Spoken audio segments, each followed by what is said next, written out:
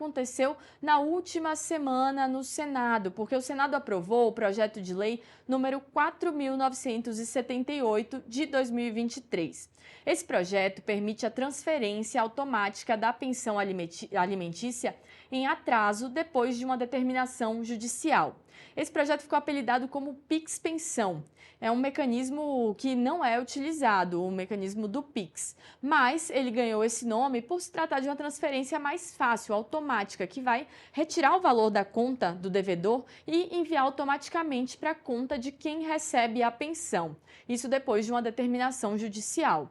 O projeto é da deputada Tabata Amaral, do PSB de São Paulo, e ele tem o objetivo de evitar que a pessoa responsável pela criança ou pelo adolescente, enfim, o devedor mesmo, a pessoa que precisa pedir essa pensão, precise recorrer novamente à justiça a cada parcela não paga.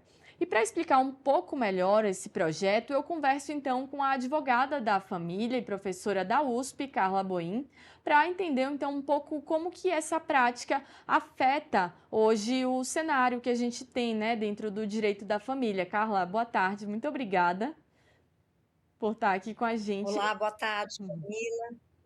Eu queria Prazer começar estar aqui com então. vocês. Perfeito. A gente está com um pequeno delay, mas qualquer coisa a gente ajusta aqui ao longo da entrevista. Eu queria que você começasse explicando, na prática, o que muda com esse chamado Pix Pensão. Como que vai funcionar essa transferência automática e o que muda em relação aos mecanismos que a gente tem hoje? Então, Camila, o que muda na prática é uma facilitação, né, como você já introduziu, do recebimento, do valor da pensão pelos beneficiários. Atualmente, a situação é a seguinte: só temos aí, depois de uma decisão judicial determinando o valor da pensão mensal, que envia um ofício para o local de trabalho, então a gente está dizendo do trabalhador que tem carteira assinada, e aí tem o débito do valor que foi estabelecido para a título de pensão, em benefício aí do alimentando. Com essa, né, sendo sancionado e tendo aí a validação desse chamado projeto Pix Pensão, essa medida pode alcançar todos os trabalhadores informais. Então, nós estamos aí ampliando o benefício para, né, praticamente 11 milhões de mães solo, que representam 15% hoje dos lares do Brasil. E, com isso, diminuir o desgaste, que já é enorme, porque tem todo um tempo anterior para se determinar o valor da pensão alimentícia, e depois imaginar que para ter o recebimento, a cada mês, se houver inadimplência, teria que ter uma nova demanda judicial, né, por parte dessa beneficiária.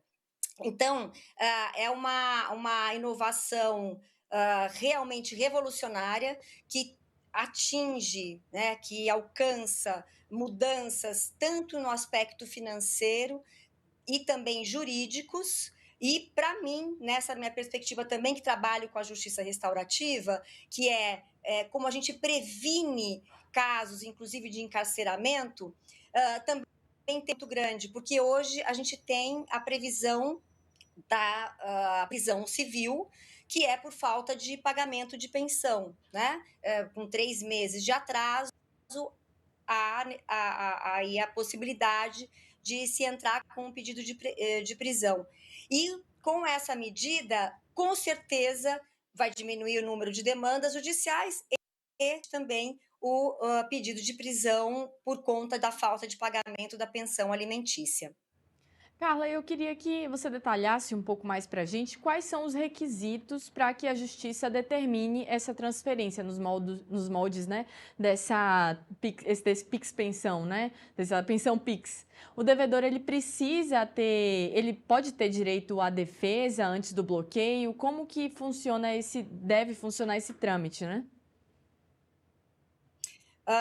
Camila, nós estamos num momento, inclusive importante até a própria OAB em diálogo, né, também com o sistema financeiro, nacional, porque vão ter implicações aí procedimentais, então a gente, né, fazendo esses ajustes. Agora, o que é importante dizer é que essa medida só vai ser acionada por uma decisão judicial. Da mesma forma que é uma sentença que hoje acontece e que determina, como eu disse, o juiz envia um ofício para o ambiente, o local de trabalho do trabalhador formal, para que já debite da folha de pagamento dele os 30% que normalmente, né, se arbitra. Nessa situação, também só virá depois de uma sentença judicial que determina o valor do débito da pensão alimentícia e, com isso, autoriza, né, com essa medida judicial, autoriza que tenha o débito já direto da conta do devedor. Essa que é a diferença, né? Então, o que está aí em questão não é mais se a pessoa deve ou não deve. Isso já foi superado. Então, a gente está falando que só vai existir essa medida automatizada depois de uma decisão judicial que já passou por todo o trâmite de defesa da pessoa que ali, o devedor, né? Para estabelecer qual o valor e aquela questão do binômio, né, da possibilidade de quem pague, da necessidade de quem recebe. Então, tem todo o devido processo legal que determina esse valor final e depois que se determina é somente na fase da execução. Então, nem tem a necessidade de uma defesa, vamos dizer, da pessoa, porque isso já está determinado e superado.